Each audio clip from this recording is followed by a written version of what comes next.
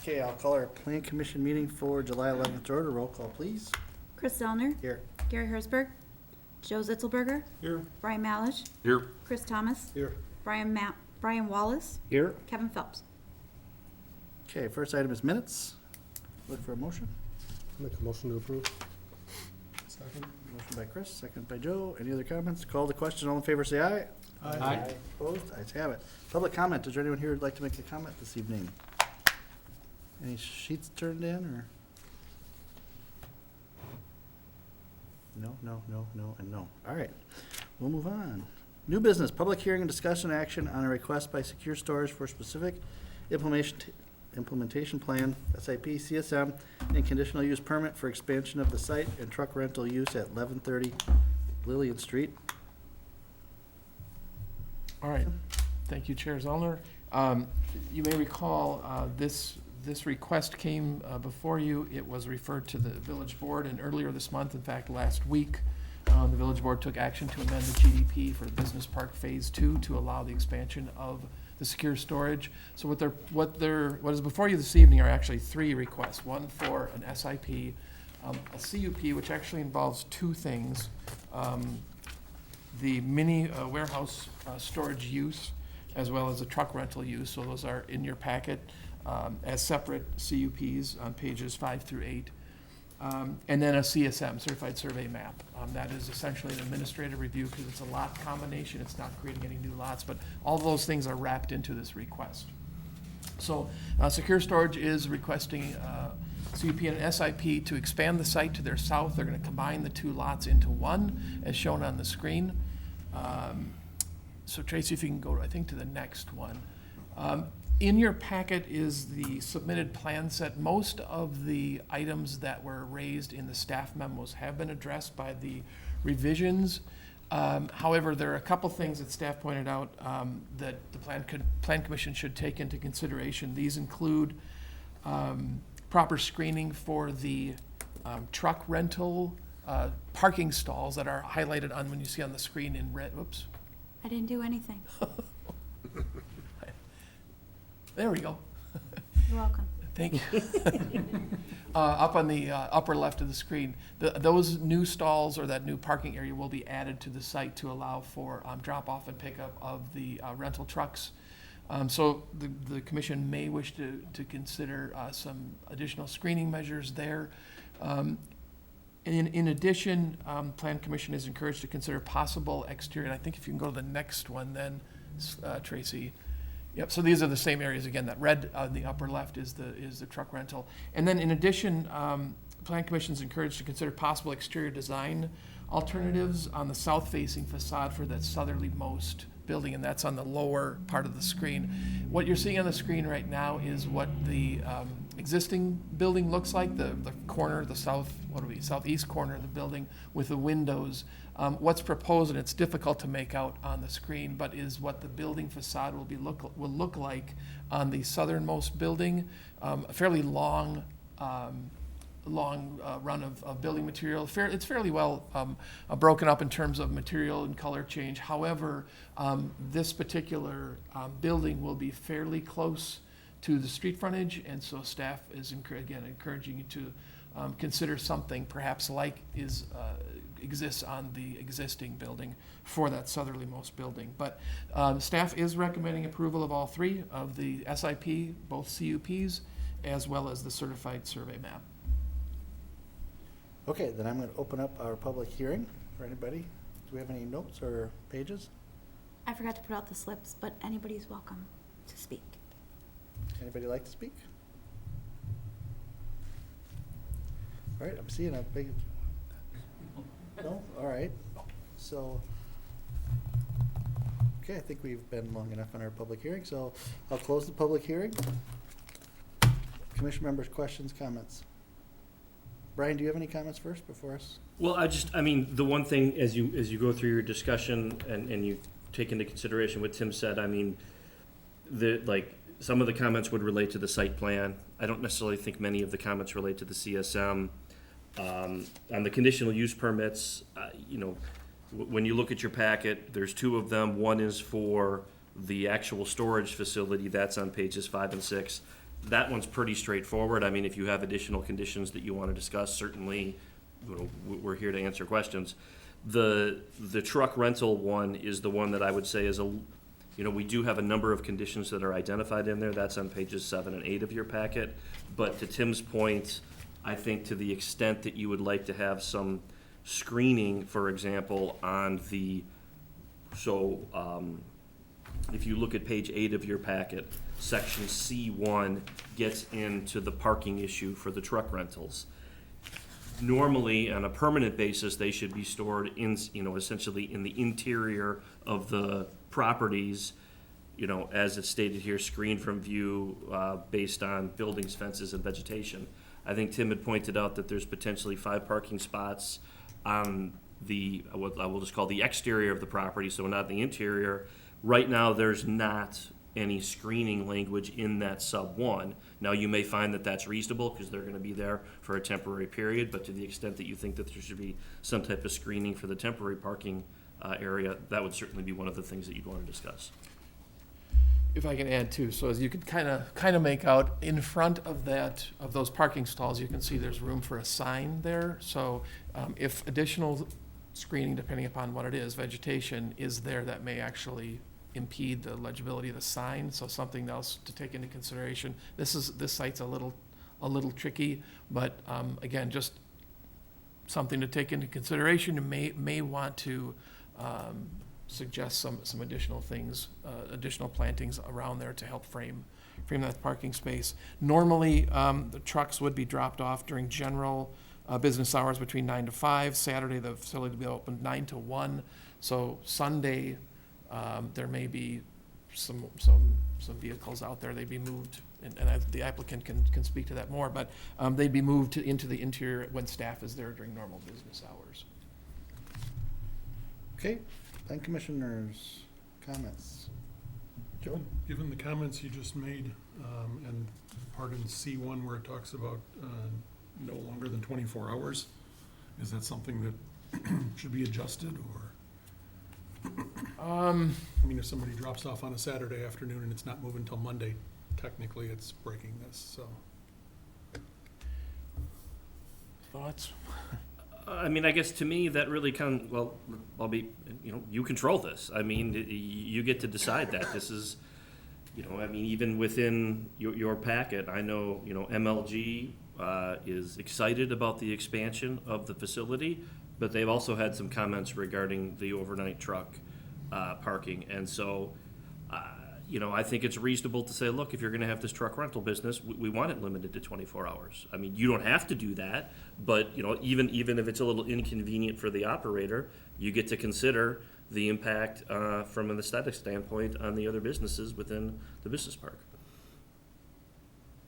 So I guess that's a long-winded way to say you have flexibility on that. I mean, we could add some language in there if you wanted to make an exception, you know, except for, you know, trucks dropped off on the weekend or something like that.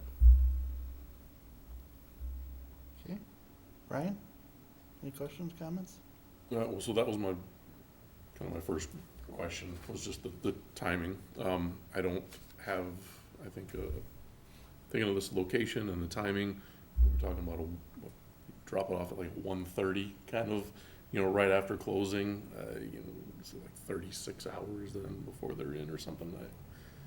I'd be fine with, you know, amending that to line up. I don't think it needs or warrants a special trip on a Sunday just to move a truck inside a fence. So I guess that's maybe where I'm landing on that one.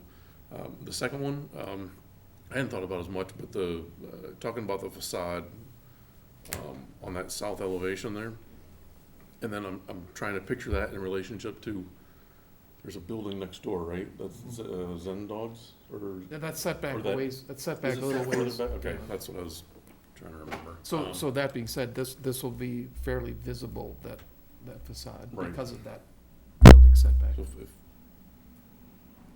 again, I don't need to go overboard with it, but maybe some sensitivity to at least some initial from the corner back. I don't know how far to send dogs, but, you know, but it's kind of once that building is screening the rest of it, it doesn't make sense to do much there, but was a lot of rambling with, I don't think, a question, other than maybe where does Zendog about line up on that? I guess staff would support something similar. I guess I'd put that to the applicant to see if that's possible to do, wrap around the corner of that southerly building, similar to this. For that first section? Yep, Yeah, absolutely. that would be, Then I'm good, yeah. I think something just to address the immediate corner, and beyond that, I'm good. Chris? Have neighboring businesses been talked about with this? The screening or trucks being outside or anything like that? Not neighboring businesses, No. that I'm aware of. Okay. I mean, I guess initially I don't see much of a concern with trucks in a business park, but if other businesses are potentially upset with that, then I would think that that would want to be screened, or we want to make sure that they're inside within 24 hours. Potentially even on the weekend. I don't know what the business hours are of the neighboring businesses, but if they're open on Sundays, they may want those trucks in. Then, yeah, second what you said about the facade, I don't have much of an issue with that as long as it looks like the rest of the area looks, so. Okay. Right? I don't believe I was on when that was approved, the first phase of this, but I'm assuming the language in here mimics what we did the first time around, similar. okay? I'm not overly concerned with the trucks on a temporary basis, whether we want to amend that to another day or half a day, whatever, either way is fine. I'm not too concerned about that in the environment that it's in, as long as everything is generally maintained inside the limits. And, you know, to the comments on the facade, yeah, anything that you can do to help spruce it up a little bit within reason. And I don't know that you need to go to the limits of putting any screening around the temporary parking area if it's only gonna be limited to a day or day and a half or whatever, so. Okay. Otherwise, in favor. So I focused in on C1 as well, and then number 3. So I look at it more, how do we enforce a 24-hour rule? And there's really nothing in here other than say we can revoke. So you could have people that just want to be difficult on the business, that, you know, they're in hour 25 and they're ready to submit their complaint to us. And all of a sudden we're in, maybe you can address that for me, how we can handle that. Well, so here's potentially some language that we would add. Except trucks dropped off on weekends or holidays shall be moved to the interior of the property immediately on the next business day. So the idea being, you know, because I think if we're gonna talk about weekends, we should also talk about holidays. You know, we just had 4th of July on As soon Monday. as practical on the next business day, Okay, I mean, you know, yeah, I mean, I agree that it's an enforcement issue. The way I wrote it was basically, you get that in there right away, and, you know, but as soon as practical works too. But that potentially is some language I think that could be added to that sub 1 to deal with the situation that you all are talking about. Okay. I mean, I'm supportive as long as we have something on that as far as our wording goes. I can understand the 24-hour enforcement thing, though. That's still, how do we know when it was dropped off, and has it been 24? And, yeah, that becomes a nightmare. It's related to that, sorry, I Go should ahead. have brought this up before, but like, at Octopi, they've got the building that they're completing now. Did we require any significant screening? I think we had some plantings along the property line, but are they gonna have trucks sitting there and over a period of time, whether they're getting loaded or they sit there all weekend because they aren't getting loaded? You know, how does that compare and contrast to something like this? I can try to answer that Yeah, question. go ahead. Go ahead. Well, I know that Pat, I'm gonna choose my words carefully here. We have had multiple applications related to Octopi that have come to the Planning Commission and the Village Board. I know that there is screening language required in multiple of the approvals. I know that we've had some difficulty with Octopi in the past in them, you know, following through that on a timely basis. It always seems like they had kind of a reasonable position back to us that I think had to do with expansions and things of that nature, so it made sense that they didn't necessarily put the screening in immediately. At the end of the day, though, when they are finally done with all of their expansion facilities and projects, I do believe there is language in the approvals that requires some type of screening to make sure that you don't have the visual of trucks from adjacent properties in the streets in the way that you're talking about. Yeah, and it wasn't to pick on, Oh, no, I just no, use that yeah, as an example, yeah. because it's in the business park, and I could see a scenario where they have a truck there that wants to get loaded, and it might sit there overnight or for 2 nights or whatever. You know, you can even look at the auto place up there has a storage spot for, where cars could potentially be left out overnight. I mean, what's the difference, really? I mean, other than these are maybe brightly painted or whatever, what's the difference in a vehicle parked out in the parking lot? Well, I think, I guess, from the purpose of what we're here today for, I would say that, you know, this is a specific use that was not otherwise allowed in the business park, the truck rental, until you all made a recommendation to the board to approve it as a conditional use, and it was done. And, you know, whereas, you know, I think we can probably drive out there right now and see a number of trucks related, that are specifically related to uses that were already permitted, where maybe we didn't have the control over it. And, you know, for what it's worth, MLG, again, it sounds like they've provided an email that's in your packet. They're excited about the expansion of the business. But I think in light of the fact that this is a new use within the business park, they were also had some comments related to the parking of the trucks and making sure that they would be moved to the interior of the property as soon as possible. No, I'm good with, I mean, I'm just trying to compare and contrast, so I'm good with it. I think as long as there's a reasonableness to get it in, to get them parked inside, I'm not overly concerned with them being outside for a short period of time. Okay. So does anybody have a motion, or do they wanna have Brian wordsmith something for us? Well, you have I mean, so, I guess, first of all, Tim has a recommended motion in the packet. It's on page 4, motion to approve the requested conditional use, comma, I would say site plan, comma, and CSM, subject to final review, and it goes on. I think you can still use that motion. I think, you know, and you can add to it pursuant to the discussion at the plan commission level. I've heard 2 things. One, related to the paragraph 1, and I'm just gonna read to you the potentially additional language, because I modified it based on your conversation. Except trucks dropped off on weekends or holidays shall be moved to the interior of the property as soon as practical on the next business day. And to the extent that you all support that, you'd want to make that part of the motion. And then it sounded to me like there was some, and I'm gonna have to defer to you, Tim, on this, some discussion kind of more related to maybe the site plan on The facade. on the Yep. facade. Yep. And if you want that part of the motion, I think you just have to make sure make that clear.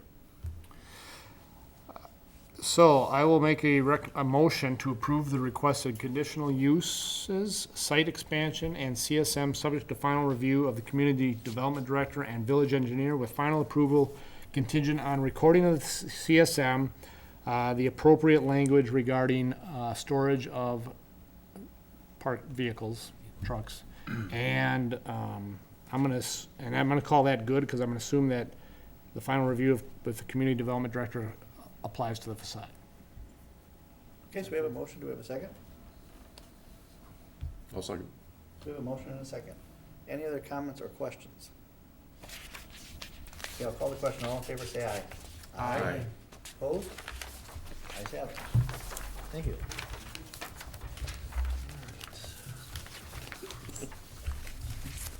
Next, we have recommendation to amend the village zoning code regarding temporary signs. Tim? So very briefly, no specific action, but really looking for more of a referral. So I've been now the community development director in here with the village for about a year. And I would say that this area, temporary signs, is probably the one issue or one area that I've had or experienced the greatest degree of compliance issues. And more specifically with sign placement, sign size, et cetera. So I think there was a Supreme Court case several years ago, and I think it's time for our village to update our code regarding the temporary signs. Perhaps the whole code needs to be reevaluated, but certainly that section of the code regarding temporary signs. And I think it can do a couple of things. Number one, provide the village a solid legal foundation for enforcement. Also, involve the public, which is what we're going to plan to do, providing the outcome of what you recommend here, but to see what is reasonable. So right now, under our code, temporary signs are not supposed to be more than 11 square feet. it's pretty hard to read a sign if you're in a vehicle or et cetera, and a sign is only 11 square feet. So that is an area that, most of the time, temporary signs are bigger than that. So if you want to, again, just don't need a specific answer to this question right now, but if you want to keep moving forward with that, then that area wouldn't be amended. But I think that's an area that needs to be relooked at to see what's a reasonable size, number one. The other issue, I think, relates to location. So as many of you may have seen, garage sale signs or real estate signs, et cetera, that pop up on street corners and so forth. Technically, those are not supposed to be there. Those are in the public right of way. So making sure to provide additional clarity about where those signs could be located would be of help, as well as when you tend to see, or one tends to see, especially I would say 2 places by the Village Park entrance, as well as the right-of-way near the school site at Woodland and Century. Signs tend to proliferate in those areas, and it's like one puts one up, there's an assumption that they're all okay. And most of the signs that are near the intersection of Woodland and Century are in the public right-of-way and just flat out shouldn't be there. However, rather than me just coming in with a vacuum and clean sweep, I think it's time to have a little bit more of a community conversation about what seems reasonable there. So my hope is, and intent is, to engage with the business community as well as those nonprofit organizations to what they think is reasonable, and then based on that outcome, bring back a draft ordinance amendment for you, particularly related to temporary signs. Okay. I guess feedback from commissioners. Did we talk about this like a couple years ago? We did, and so the case that Tim is referring to, I think, came out in 2015. We did have a conversation about this, I want to say, in about 2019. You know, I think the Plan Commission, my recollection is the Plan Commission said, okay, let's see what other communities are doing first. Let's see if there's changes, because this is something that affected the entire country. Let's see if there's a model ordinance that comes out. Let's see if there are changes that other communities in Wisconsin are doing. And at that point, we did make some changes related to election signs to make it clear that we were going to be consistent with Wisconsin statutes. I would say now, though, sufficient time has passed, and quite frankly, you know, a reasonable number of other communities in Wisconsin now have in fact adopted new sign ordinances that they believe are compliant with the Supreme Court decision. So this is a good time for Waunakee to kind of dive back into it and address the issues that Tim has identified. I think with the timing would be before the end of the year. The hope is before the end of the year, we bring back a package and the village acts on it, so that next season, when we have a lot of the festivals and things, you know, the community will have those parameters underway and knowledge about those, you know, where they can go, how big, and procedures and so forth. The other thing, and as Brian mentioned, we have been looking at several other communities, and we've got a couple in mind that we think provide a good framework. So hopefully this should not take an inordinate amount of time or expense, but certainly will need some time to actually craft the ordinance itself. But so, for example, the village or the city of Verona redid their whole zoning code, which included a portion of their sign code, which looks like a very good example to follow. So, yeah. You know, we've always had these 2 locations for signs, and to me, I wish the village had permanent posts in place to display these signs, and the sign had to be a specific, you know, especially for the nonprofits. They do all their fundraising. All their fundraising goes towards this community for the most part, or a lot of it. So I wish we had, beyond an ordinance for the sign and maybe the size, but also maybe the village would have permanent posts in place for them to display those signs. So they'd have to be a certain size to fit there, and you know, they'd be allowed 10 days before the event to put up the sign, and they'd have 3 days after the event or 2 days after the event to take down the sign. Just get something consistent, because sometimes up there you've got, you know, 2 or 3 signs, you can't read half of them. Somebody puts theirs in front of the others. It gets to be, so I just wish we had more structure, and I think hopefully that's what this is trying to get accomplished. Well, it might be able to. That's one of the things that we have to look into. One of the overriding principle of the Supreme Court case is you cannot focus on the content of the sign for purposes of determining where it can go. And so, for example, it may be the case that we can identify a spot where people can put up signs, but then any sign is going to be able to go in that spot. For example, we wouldn't be able to limit it to, and I'm not saying, and this is an issue that we need to look at, but there is the potential that you would not be able to limit it to nonprofit events. It may be that you would have to say, okay, this is because one of the things that we've talked about, and Tim has touched on this, and that I will strongly recommend, is you should never allow signs in the road right of way, except for safety and directional signs. That would be a change in practice for the village and number of communities across the state. What has happened with the garage sale signs in the village of Waunakee has happened in all the communities in the state. So, you don't want to be the big brother saying you can't have the signs in the road right away, but, you got to do it, essentially. Those are all issues that we need to look at, but so we might be able to do that is one way to respond to it. Okay. Other comments? Yeah, I got a small list. To kind of go along with what you were already talking about, is there already any sort of precedent for non-enforcement? And does doing this shift things enough to get us out from under that? That's the hope. So I don't know if I'd say precedent, I don't know if I totally understand that, but I'll interpret what you're saying about precedent for non-enforcement. I think what we need is a framework that's more consistent with how the outcome of that Supreme Court case, so when we do enforce, we will have some more solid ground to stand on. There's no, for example, vested rights for people to say, oh, I've been putting my sign in the right of way for X number of years, so I'm entitled to keep doing that. That's not a thing. So then the next part of that, I guess, is assuming we get something in place that we all like, who's going to actually enforce that?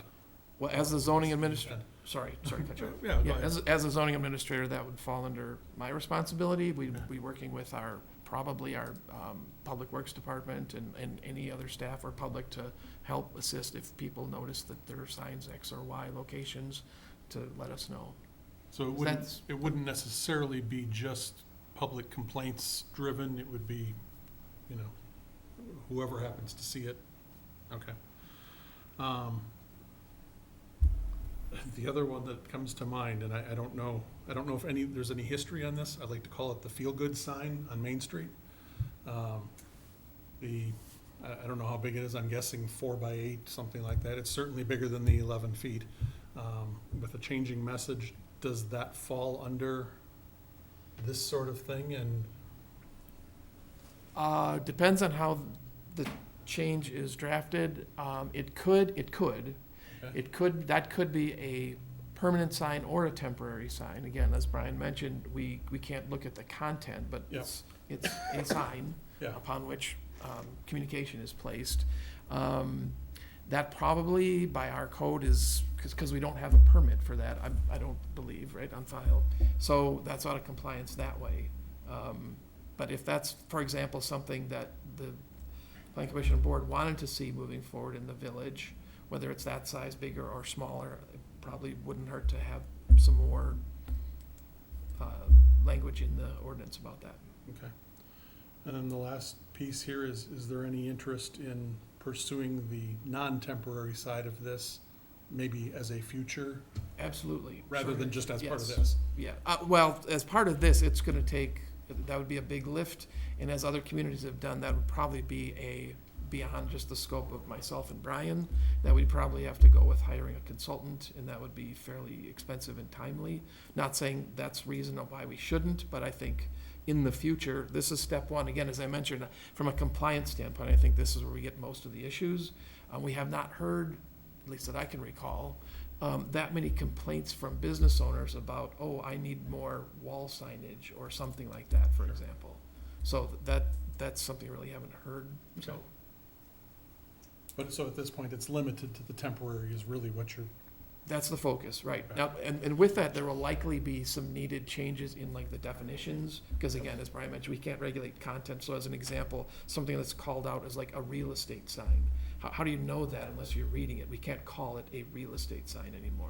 So something, Can I make a comment? yeah. So just, I mean, just so that everyone is aware, piggybacking off of what Tim just said, there's gonna be multiple changes in the actual sign ordinance itself. In other words, it's not just gonna be one section, because the way that it's written right now and the way that it's been updated, it seems like there's like tentacles that kind of go out from temporary signs into a number of different sections. So even though it's not going to be, it wouldn't necessarily start off and would be limited to the temporary sign issue, just anticipate seeing a lot of changes.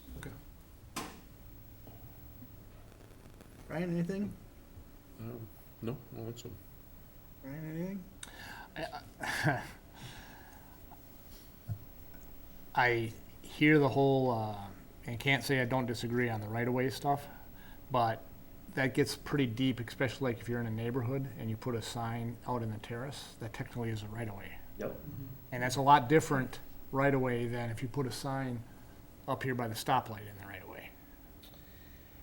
From a practical standpoint, I think that you are probably right. From a legal standpoint, it's the right of way. And so I think Tim hit it right on the head when he was answering one of Joe's questions where, you know, on the enforcement issue, part of the, there's many reasons for updating the code, but part of it is so then we actually go to enforce that we're able to, it's gonna be upheld.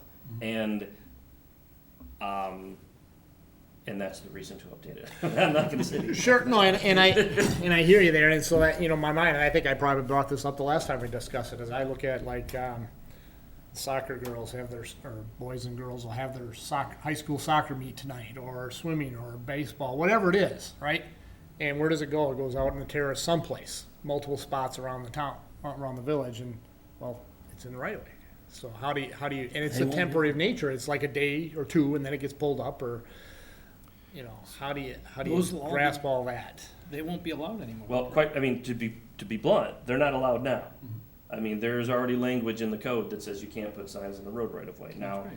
I'm gonna, you know, I don't think Waunakee is different from other communities in the state of Wisconsin. Having that happen and essentially being like, hey, it's the girls' soccer game. We want people to know that it's happening. And for the practical reasons that you've identified, we didn't necessarily see it as a big deal, but that does create enforcement issues then for the village when all of a sudden a sign that maybe creates a little bit more of a public safety. I mean, that's the whole reason for not having signs in the public right of way is because it's a public safety issue. But we can't pick and choose the ones that we're gonna pull, because then, you know, we're essentially doing that based on content. Brian, we actually have had a conversation with Randy, with the school district, and they're aware this is coming, and they're gonna be talking to their booster clubs if they have it. And because I just, you know, over the years, you see it, and whether it's here or another community, like if somebody's going to state, they'll line there'll be 15 signs of, hey, the volleyball team's going to state, and here it is, all the signs lined up in the right of way, and, you know, and it's a small issue, it's a small part of the whole issue, but it's just like, how do you control that? How do you, but yet not take away from those experiences as well, right?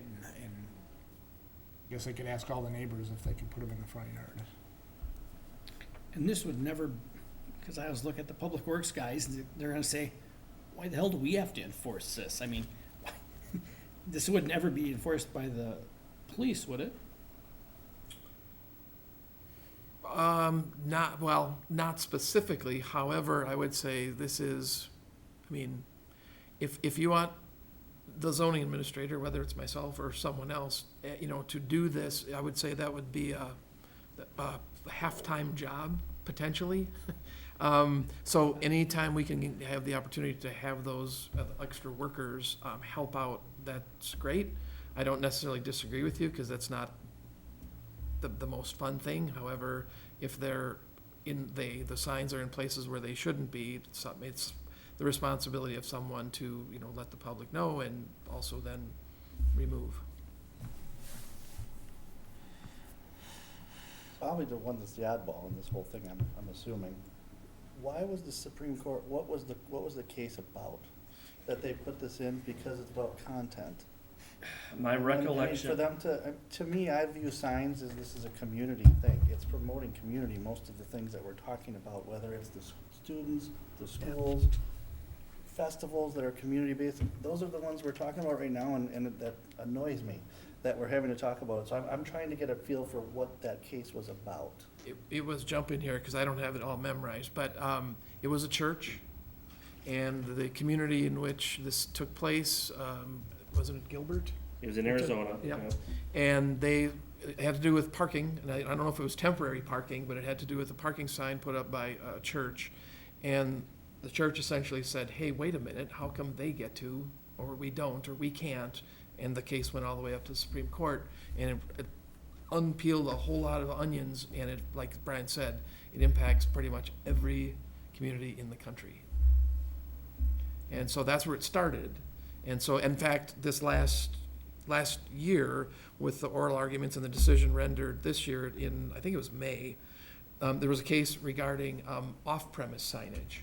Because in the original decision, there was still questions raised by the justices about off-premise sign.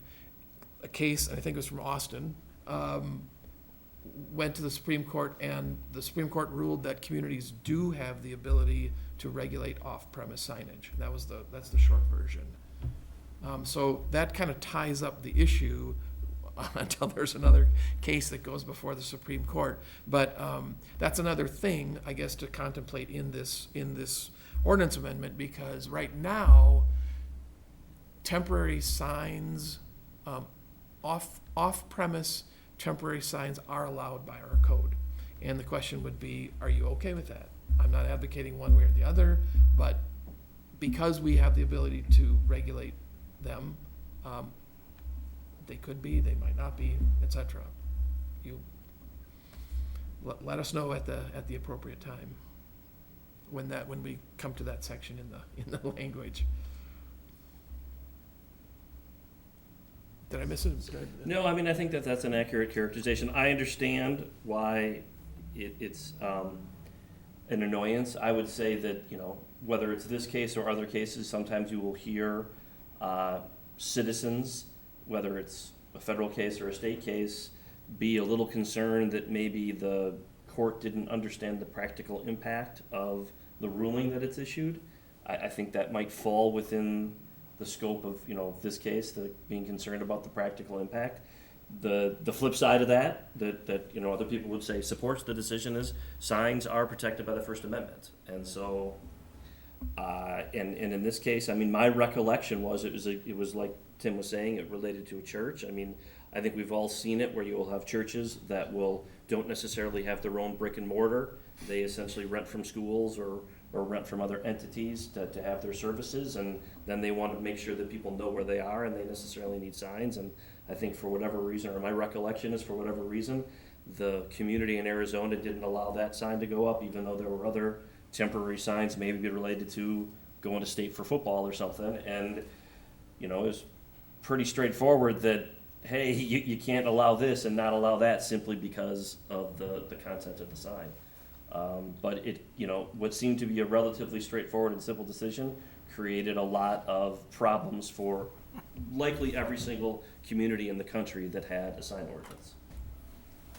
Okay, so not that I'm saying the Supreme Court ever flip-flops on decisions from the past, but I'm not trying to be political in any way there. I'm just saying that could happen at some point, that we may not have this issue. But I think we need to stay with what the law is and what it is, make sure that we go down that road, which I think is what you're trying to accomplish. But how can we provide some flexibility for sign size, locations, things like that? I think that's. Well, it's because you have to be a little careful on what you do and do not allow because of the enforcement part of it. Right.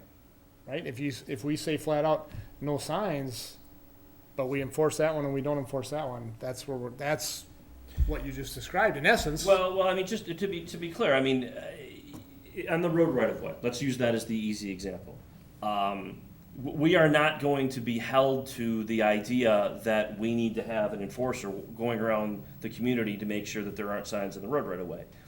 you know, it is still an accepted practice for municipalities to enforce ordinance provisions based primarily on a complaint process. Now, that being said, you know, you can't avoid the obvious either. So, I mean, it's gonna, we do still have flexibility on the enforcement unless, you know, all of a sudden if there's a sign sitting right out there that's in the road right away, we're not gonna be able to say, oh, we didn't see it for a month. Now, on a street that's buried off someplace else where we're not necessarily going past it all the time, and all of a sudden there's, you know, we've enforced the no signs on the right of way on somebody else, and they're driving on, you know, whatever street and they see it, you know, then they gotta tell us and we'll go move it. You know, if we don't move it, then that's a problem. But the fact that we missed it isn't in and of itself gonna be problematic for us. Something else just to reiterate too, or to stress, which is that this proposal shouldn't be construed as anti-sign, or we're saying you can't have signs. It's to ask and answer the questions, where are they appropriate and when are they appropriate? We're not saying, or I'm not anyway, saying, we don't want to deny people their First Amendment rights, but because of the proliferation of things we've talked about here, it's we need to undertake some more consistent measures, so. So I understand the path we're going right now. So you're gonna come back to us Yep. with Later this year. others that are doing this currently. They've already come up with some sort of language. You're gonna bring different things to us, and then we're gonna evaluate those, and then make a recommendation to the board. Or does it stop here? No, it would be an ordinance change, so it would go to the board. Okay. And my hope is that before it even comes to you, the Plan Commission, we will have engaged with the community. I'm not exactly sure the methods yet, but we will need community input on this. We can't do this in a vacuum. And we won't be doing it in a vacuum. And so. because it is part of our zoning ordinance, there will be, you know, there will be what Tim was talking about, but there will be, there'll be a public hearing before the Plan Commission and a public hearing before the village board. Okay. Okay. Other comments, questions? Joe? Sure. I assume it's not a concern, but a lot of the HOAs around here have got their own sign language. I assume this wouldn't have any major conflict with those. Typically, you can't put a sign in your yard unless it's a real estate sign, So which causes a whole different. So private level of covenants issues. are generally enforced by an HOA or Yep. similar. So those, unless the governing body, the municipality, is listed as a signatory to private covenants for enforcement, generally it's up to that group. Okay. And you don't foresee. But our zoning ordinance trumps their covenants. Yeah, so if ours is They more can't- restrictive, Yeah. They can't say, oh, you're okay to put a sign X if it's, yeah. okay. Okay. Anybody else? Okay. Waunakee Westport Joint Plan Commission update. There are no items scheduled for tomorrow, so there will be no Joint Plan Commission tomorrow evening. And I know this was Dr. Ranum's favorite motion. His entire time on the board. Motion to adjourn. Motion's made and second to adjourn. All in favor, say aye. Aye. Opposed? Ayes have it. Thanks, everybody.